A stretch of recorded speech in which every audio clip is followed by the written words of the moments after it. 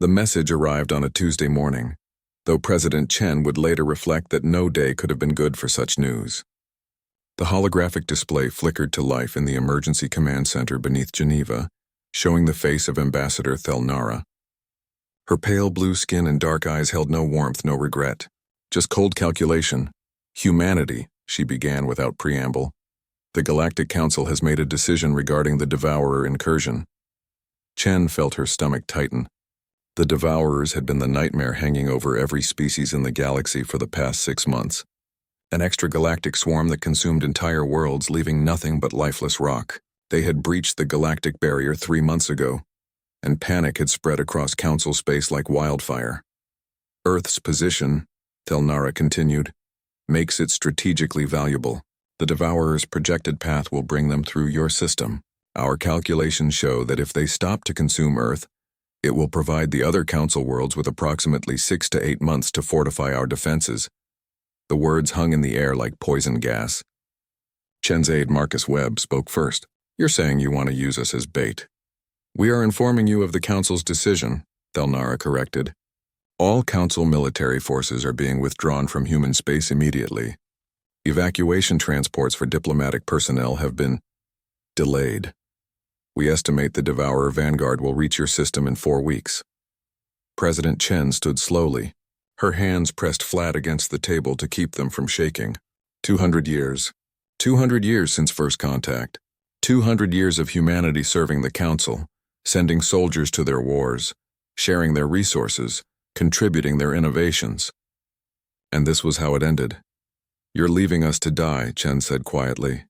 We are making a strategic choice for the greater good, Thelnara replied. Humanity has served the Council well. Your sacrifice will be remembered. The transmission ended. For a long moment, the command center was silent. Then Marcus spoke again, his voice rough. Madam President, we have reports coming in. Council ships are leaving orbit around Earth, Mars, and the Jupiter stations. They're really doing it. Chen looked around the room at the faces of her military commanders, her scientists, her advisors. Admiral Sarah Kowalski met her eyes. The Admiral's jaw was set, her expression grim but determined.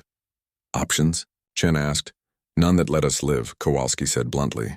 We have 400 combat vessels.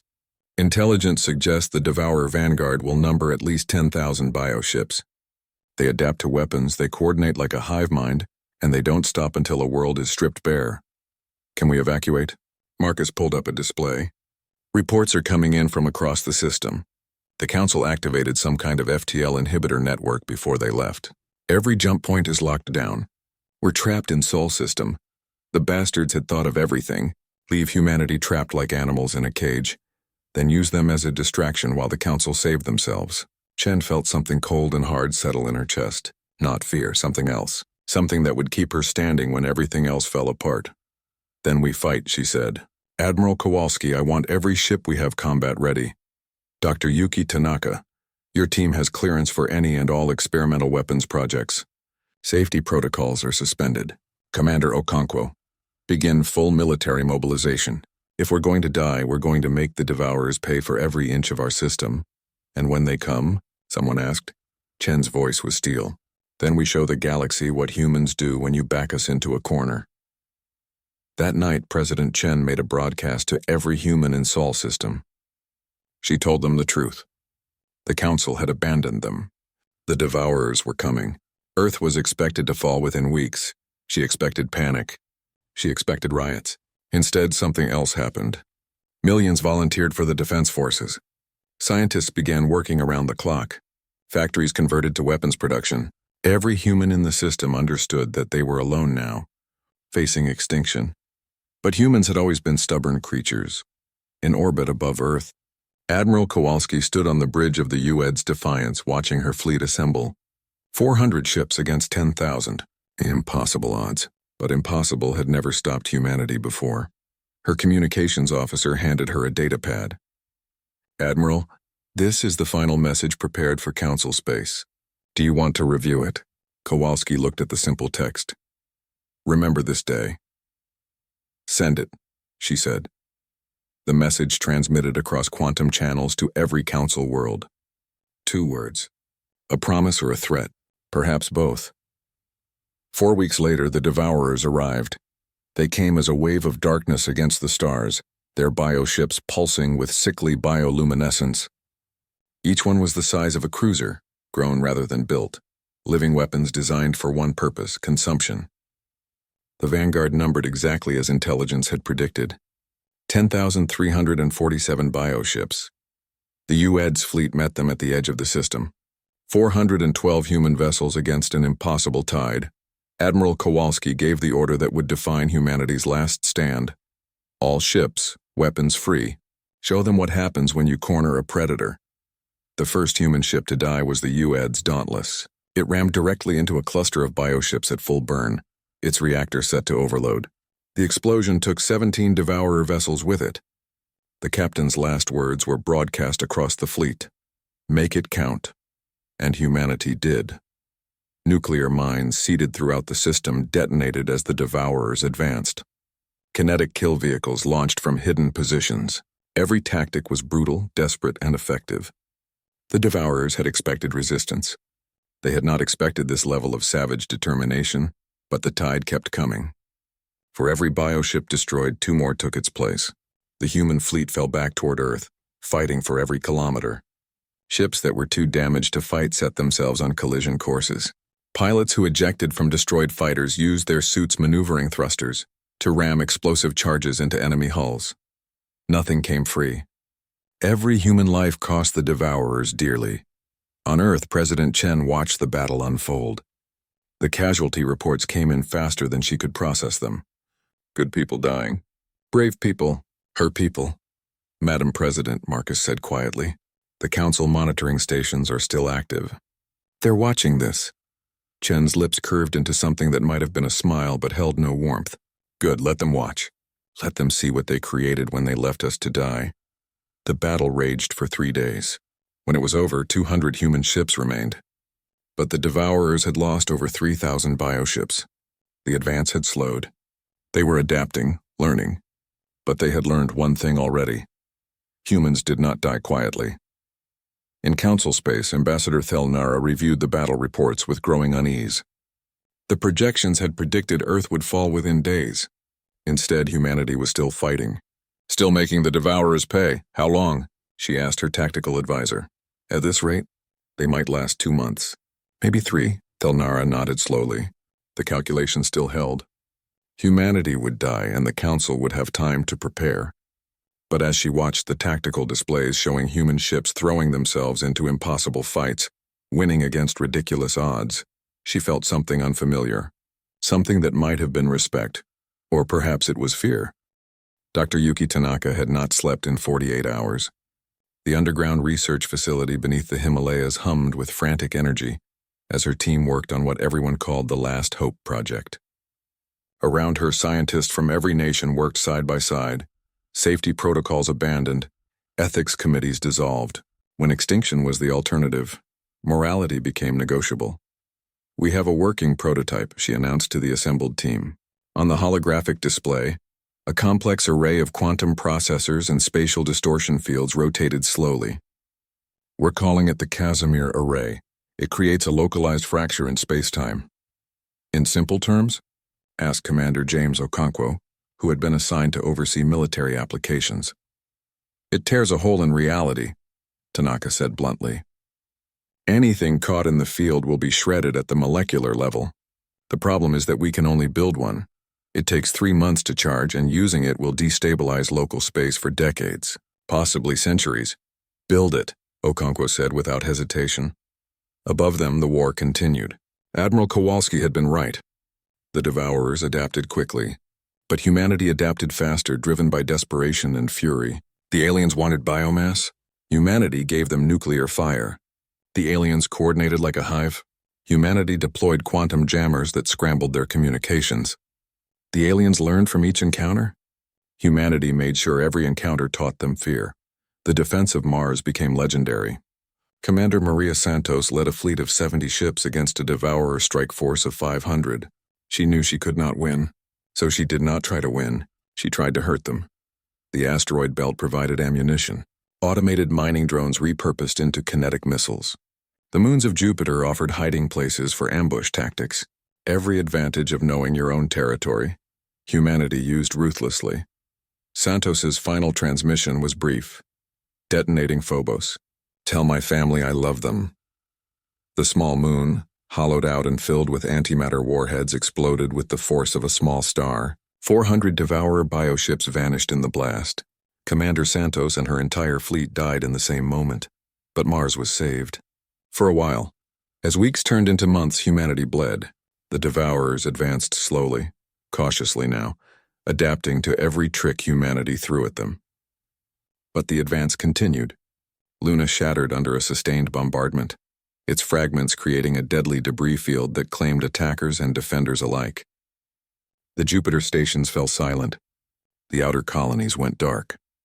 President Chen stood in the command center watching Mars turn red in a different way as Devourer bioships began consuming its surface. 4 billion people dead, half of Earth's population. The remaining civilian population had been evacuated to underground shelters, but everyone knew that if the fleet fell, the shelters would become tombs. Madam President, Marcus said quietly. He looked old now, aged years in just months. They all did. Dr. Tanaka reports the Casimir array is ready. But there's a problem. What problem? The array needs to be deployed at the center of the Devourer fleet for maximum effect. That means someone has to fly it into the middle of 10,000 bioships and activate it manually. Chen closed her eyes. Another sacrifice. Another impossible choice. But that was what leadership meant now. Call for volunteers. 2,000 people volunteered in the first hour. Commander Okonkwo took the mission himself. He was 43 years old, had 3 children in the shelters beneath New York, and had never backed down from a fight in his life. He was not about to start now. The plan was simple in its brutality. The remaining human fleet, now down to 47 vessels, would engage the Devourer swarm in a final desperate assault. While the aliens were focused on the obvious threat, Okonkwo would pilot a stealth ship carrying the Casimir array into the heart of their formation. Admiral Kowalski addressed the fleet one last time. This is it. Everything we have left. Every life, every bullet, every drop of fuel. We make them count. We make them remember. And if we're going to die today, we die standing. The response came from 47 ships in unison. We die standing. The final battle began at Oros 600 hours, Earth Standard Time. The human fleet charged directly at the Devourer swarm. No tactics, no strategy, just pure aggression. The aliens responded with overwhelming force, surrounding the human ships, moving to annihilate them. Exactly as planned. Commander Okonkwo's stealth ship, the Uidas Shadow, slipped through the chaos. Its experimental coating absorbed sensor sweeps. Its cold-running reactor produced minimal thermal signature. And Okonkwo flew it like a man with nothing to lose because that was exactly what he was. He wove between bioships, their massive forms pulsing with bioluminescence as they fed on human vessels. He watched the Ued's relentless die, crushed by tendrils the size of buildings. He saw the Ued's fury detonate its reactor, taking a dozen enemies with it. And then he was through at the center of the swarm, surrounded by thousands of enemy ships. Okonkwo activated the Casimir array. For a moment, nothing happened. Then reality screamed. Space itself fractured, a wound in the fabric of existence that spread like cracks in glass. The Devourer bioships at the center of the formation simply ceased to exist, not destroyed but unmade, broken down into constituent atoms and scattered across dimensions. The effect rippled outward, a sphere of destruction that grew with terrible inevitability. On Earth, every sensor array screamed warnings. The energy readings were off every scale. Survivors would later report seeing the explosion from the planet's surface, a second sun burning in the darkness of space. When the light faded, 6,000 Devourer bioships were gone, simply erased from existence. The remaining ships, their coordination shattered, their collective intelligence reeling from the sudden loss of more than half their number, did something they had never done before. They retreated. The human fleet, what remained of it, watched in stunned silence as the Devourer swarm turned and fled to the outer system. Of the 47 ships that had charged into that final battle, 9 remained. Admiral Kowalski was not among the survivors. Neither was Commander Okonkwo, but Earth still stood. President Chen stood in the command center, tears streaming down her face as reports came in. Mars was half consumed. its surface scarred beyond recognition. Luna was a debris field. The outer colonies were gone, 4 billion people dead. But humanity had done the impossible. They had survived. "Madam President," Marcus said, his voice shaking, "we're receiving transmissions from Council monitoring stations. They're demanding to know what happened. Their sensors detected the Casimir detonation. They're claiming we've violated laws of warfare by deploying banned weapons." Chen laughed. It was not a pleasant sound. Banned weapons? They left us to die and they're worried about banned weapons? They're also asking about the Devourer fleet status. Chen wiped her eyes and straightened her shoulders. "Tell them the Devourers are retreating. Tell them humanity survived. And tell them that we will remember what they did to us." In Council space, Ambassador Thelnara reviewed the sensor data with growing horror. The humans had been expected to last weeks. They had lasted months. They had been expected to slow the Devourers. Instead, they had devastated them, and the weapon they had used. The Casimir array. Nothing in Council databases matched it. This was entirely human innovation born of desperation. "What do we do?" her aide asked. Thelnara made a decision that would haunt her for the rest of her life. "We maintain the FTL inhibitors around Sol system. Humanity is too dangerous now. We keep them contained, quarantined, and we pray they never find a way out." The Council voted unanimously. Humanity had survived extinction, but they would remain prisoners in their own star system. Cut off from the galaxy, abandoned once more. But the Council had made one critical mistake. They had given humanity time. Time to rebuild, time to innovate, time to remember, and humans never forgot a betrayal. 50 years after the Devourer War, Marcus Webb stood on the observation deck of Orbital Station Genesis, watching construction crews work on the latest warship. He was old now, his hair white, his face lined with the weight of decades. But his eyes remained sharp. The ship taking shape before him was beautiful in a terrible way. Sleek and dark, it incorporated technology that would have seemed like magic before the war. Organic synthetic hybrid armor grown from reverse-engineered Devourer biotech. Phase, drives that slipped in and out of normal space without using traditional FTL. Quantum processors running true artificial intelligence. All of it would have been illegal under Council law. All of it had been developed in isolation, behind the FTL barriers that kept humanity trapped in Sol's system like animals in a cage. "The UEDS Retribution," said Admiral Chen Lao, joining him at the window. She was young, only 35, but carried herself with the same quiet authority her grandmother had possessed. President Chen had died 15 years ago, but not before seeing humanity transform into something new. Something harder. 500th ship of the new fleet, Marcus said. "Your grandmother would be proud and terrified." Chen Lao nodded. "We've become what we needed to become to survive. The question is whether we can remember why we're doing this. Revenge? Justice," she corrected. "They left us to die. They locked us away when we survived. They need to understand what they created." The transformation of humanity had been absolute. Without Council restrictions, human science had exploded forward.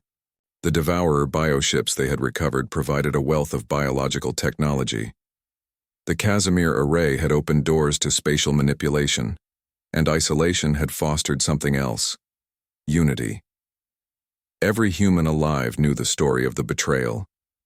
It was taught in schools, commemorated every year on Remembrance Day, the day the Council abandoned them, the day 4 billion humans died, the day humanity looked extinction in the face and refused to blink.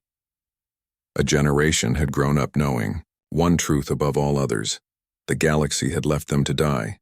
Engineer Marcus Webb, son of the Marcus who had served President Chen, worked in the research labs beneath Titan. His team had finally done it. After 50 years of study, they had cracked the code of the FTL inhibitors. "It's elegant, really," he explained to Admiral Chen Lao during her inspection. "They create a quantum lock on spacetime, but locks can be picked if you understand the mechanism. Can we disable them? Better. We can pass through them. Our phase drives don't interact with normal spacetime the same way Council FTL does. We can leave whenever we want." Chen Lao felt something cold settle in her stomach. "How long have you known this?" 6 months. We've been waiting for the fleet to be ready. Webb met her eyes. Are we ready, Admiral? She thought about her grandmother's final words, spoken from her deathbed. Make them remember.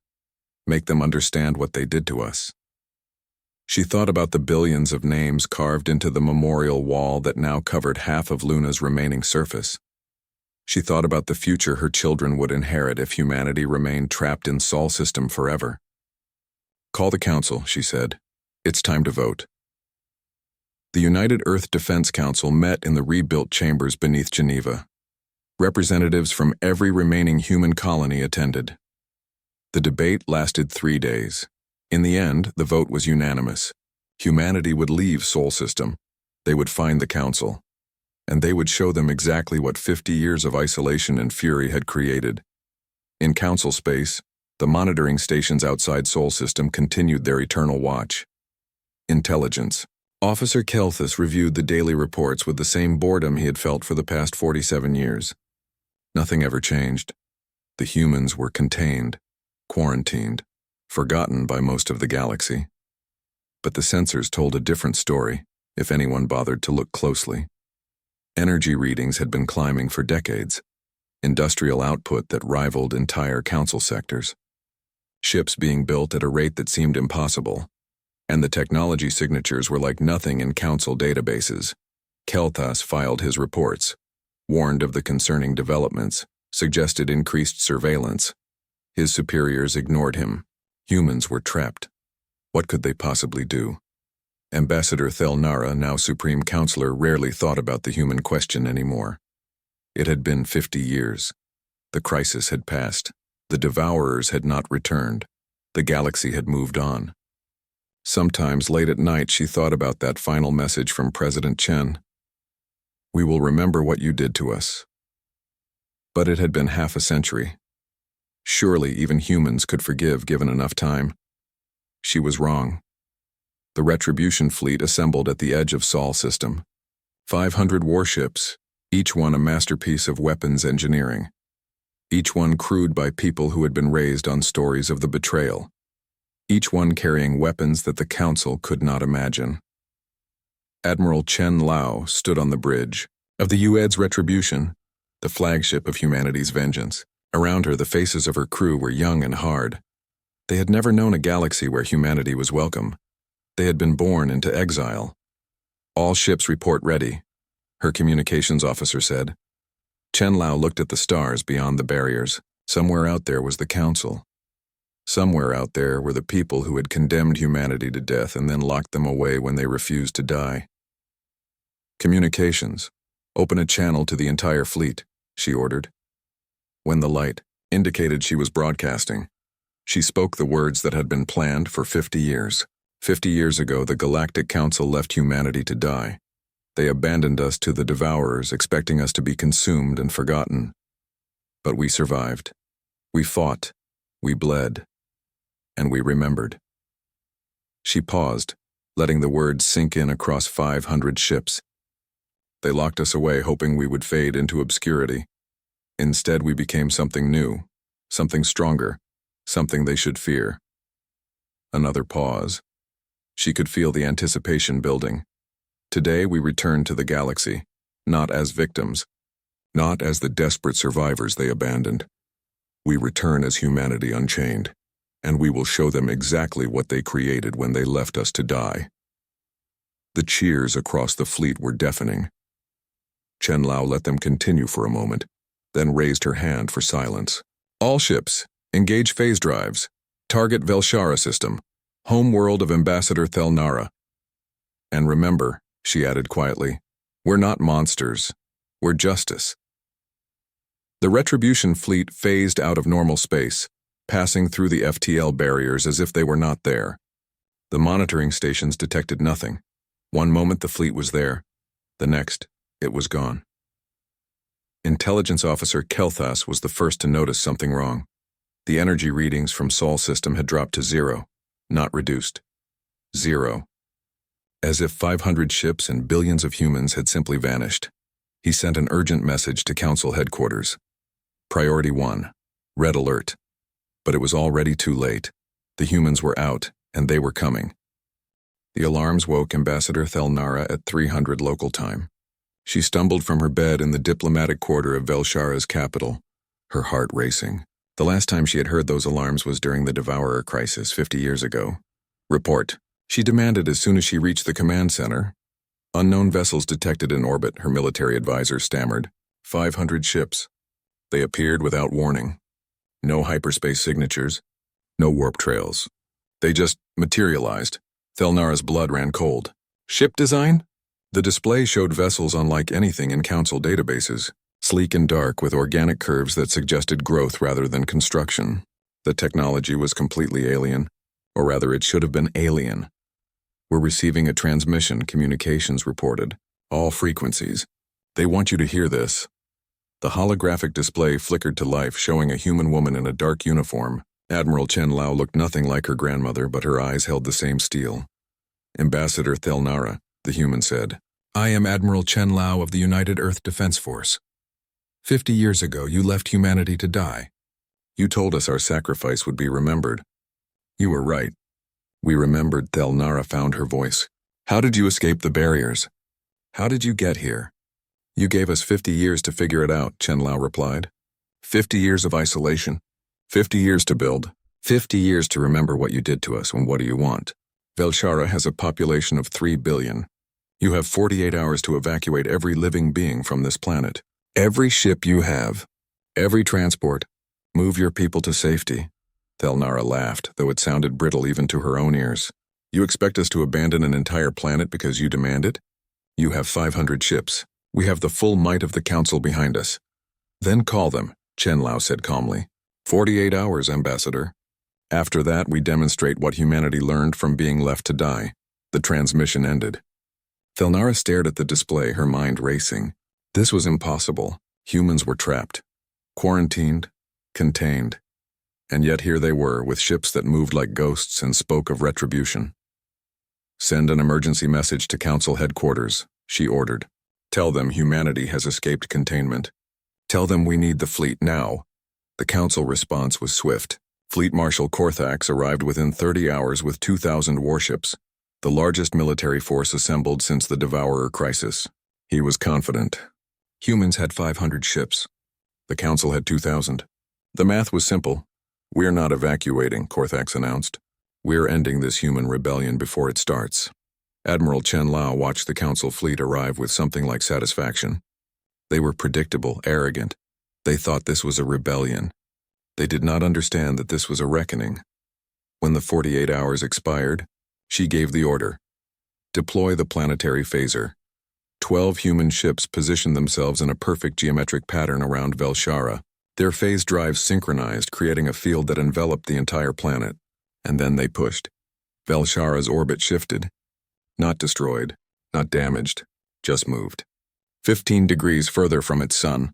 In the span of 3 hours, a temperate paradise became a frozen wasteland on one hemisphere and a scorched desert on the other. The planet lived, but it would never support life again.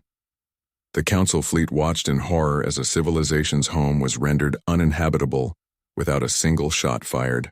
Marshal Korthax stared at his displays, trying to comprehend what he had just witnessed. Admiral Chen Lao broadcast again. We could have destroyed it. We could have killed every person on that world. We chose mercy this once. You left us to die, so we show you what death looks like without killing. This is your warning. This is your only warning. Korthax, enraged and terrified in equal measure, gave the order to attack. 2,000 Council ships moved to engage 500 human vessels. The Battle of Velshara would be studied in military academies for generations, though there would be few survivors to describe it accurately. The human ships did not fight like anything the Council had encountered.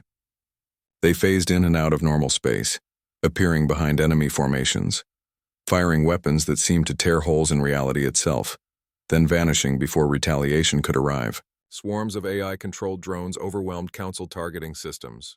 Biological weapons derived from Devourer technology disabled organic crews without damaging ships.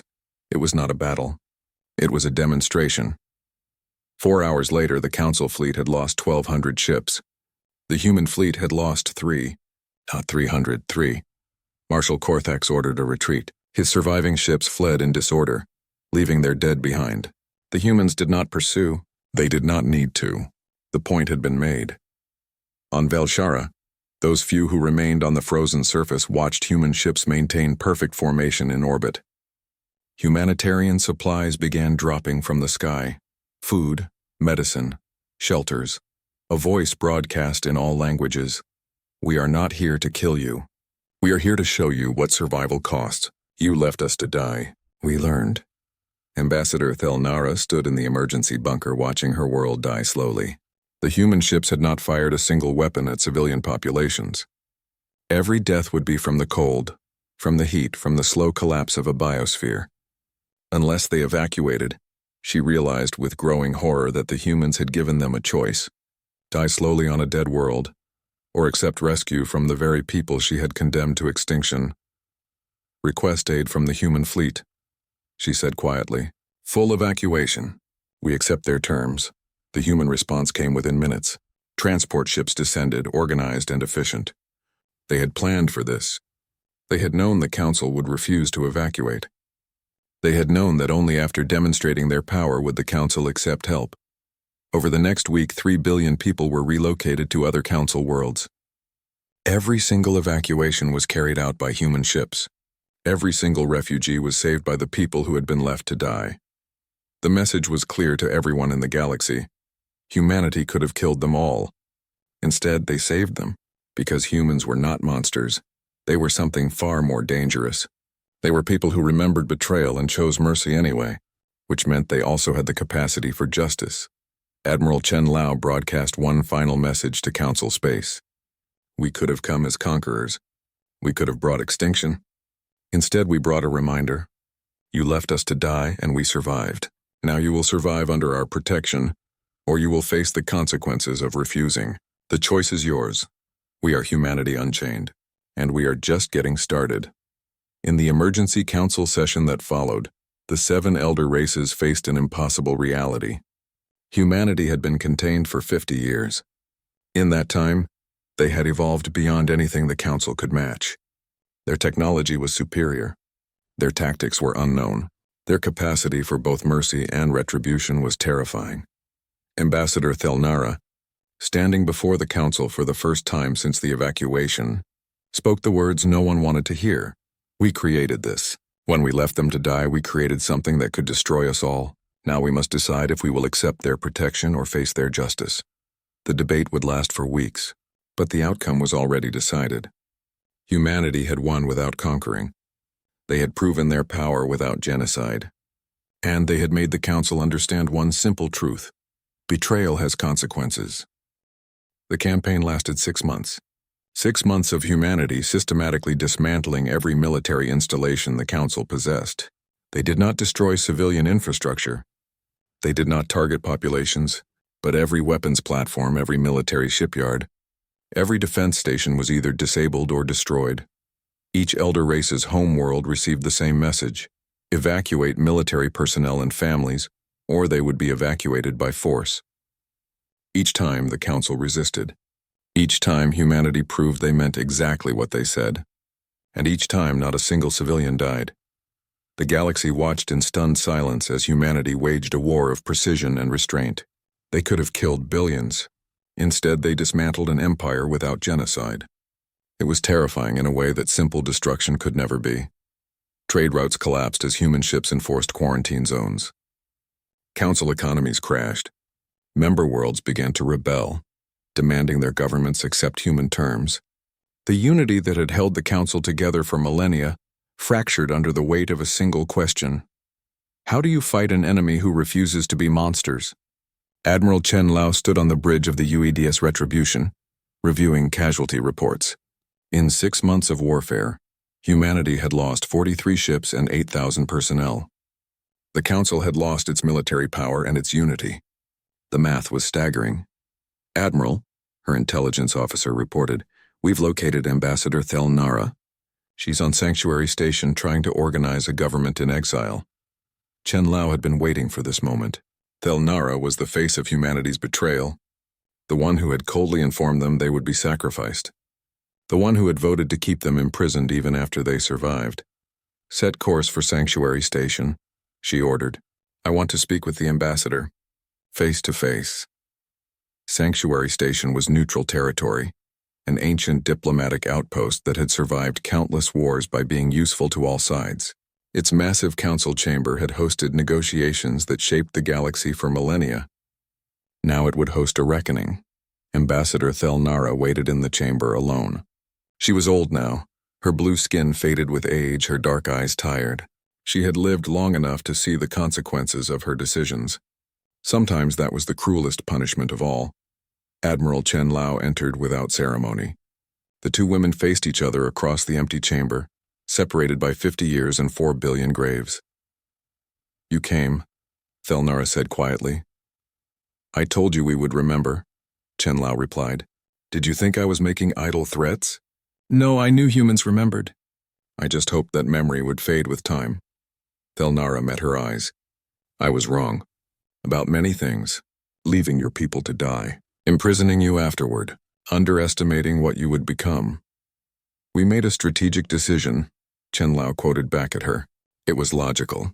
Your words 50 years ago." Thelnara nodded. "Yes, those were my words. I stood before your president and condemned 4 billion people to death because the mathematics favored it. I watched your world burn and called it strategy. And now? Now I understand what I created. You left us no choice, and in doing so, made you into something we cannot fight. Something that chooses mercy but can deliver extinction. What will you do, Admiral? Destroy the Council completely? Kill us all?" Chen Lao walked to the viewing window, looking out at the stars. "That would be justice, wouldn't it? You left us to die. We could return the favor." "Yes," Thelnara said simply. "It would be justice. I would not blame you. My people would not blame you. We made our choice 50 years ago. But we learned something," Chen Lao said, turning back to face her. "Fighting the Devourers taught us that survival matters more than vengeance. We could kill you all. We could watch the Council burn and call it justice. But then what? The Devourers are still out there. Other threats will come. And if we destroy you, we become exactly what you feared we would be." She pulled up a holographic display showing the galaxy. "No, we won't destroy you. We'll do something worse. We'll leave." Thelnara's eyes widened. "Leave? Your military is broken. Your unity is shattered. Your economies are collapsing. And the Devourers will return. They always do. We've been monitoring the galactic barrier. There are new breaches forming. In maybe 5 years, they'll be back. And when they come, you'll be defenseless." Chen Lao let that sink in before continuing. "So here's your choice, Ambassador. Submit to human protection. Accept that humanity is now the dominant military power in this galaxy. Let us defend you, guide you, and yes, rule you. Or refuse. Close your borders. Tell us to leave. And face the Devourers alone with broken fleets and shattered unity." "That's not a choice," Thelnara said bitterly. "That's extortion." "No," Chen Lao corrected. "It's survival. The same choice you gave us 50 years ago. Live under terms you don't like or die. We're just being more honest about it." Thelnara closed her eyes. The cruelty of it was perfect. Humanity would not destroy the Council. They would save it. And in doing so, make every Council world dependent on the very people they had abandoned. It was justice without genocide. Revenge without murder. It was, she realized, exactly what humanity had warned them about. "I'll recommend submission to the Council," she said finally.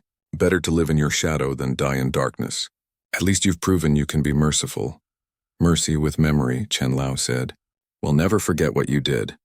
But we won't repeat it either. The galaxy abandoned us, so we'll do the opposite. We'll protect you, all of you, whether you deserve it or not." The Council vote took 3 weeks. In the end, 4 of the 7 elder races accepted human protection. The terms were clear.